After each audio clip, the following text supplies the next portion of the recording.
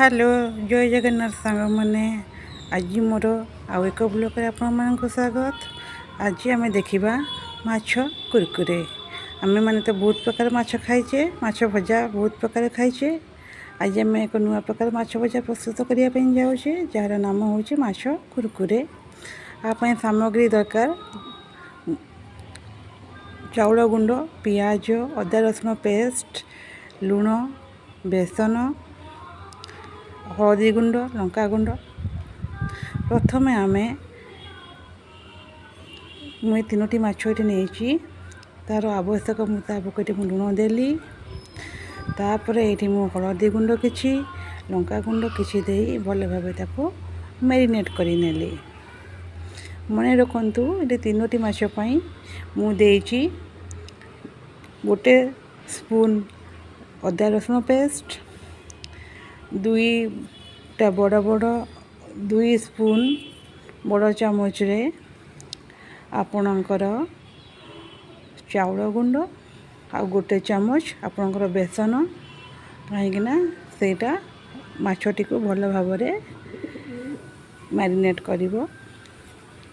और सेमती भी आपन जदि खाली आपन देकी चाउल गुंड देकी भाजी पारिबे भल कथा। जेहेतु सा टिके क्रिस्पी लगे मु एठी बेसन टिके नहीं आउ किसी मध्य पियाज कटा जाइथिबा पियाज को नहीं भल भाव ये देखंतु केमती मु मैरिनेट करि नउची। मैरिनेट कर सारा पर 15 मिनट गोटे जगह रखिदेवे। तापर गोटे पैन रे तेल गरम करी माछ गुड़ी को फ्राए करने छाड़ीदेवे। तापर सिम रे रखिए गैस को। देखंतु केमती आस्ते आस्ते मु उल्टे नउची। ताके किछि समय रखी साइला परे 10 मिनट 15 मिनट गला परे से आस्ते आस्ते रेड कलर आसी जीव जेते बेले अपन जानबे कि जे माछटा पूरा हमर हेई आसलानी। यह को थोड़े टेस्ट करिकी टेस्ट करंतु आपणको घरे बनैकी एको पक्का सहित खाले बहुत भल लगे।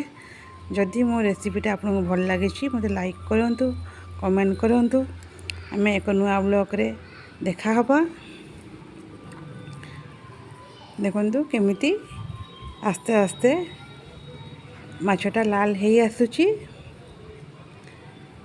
एई भली भाव रे 15 मिनट ताकू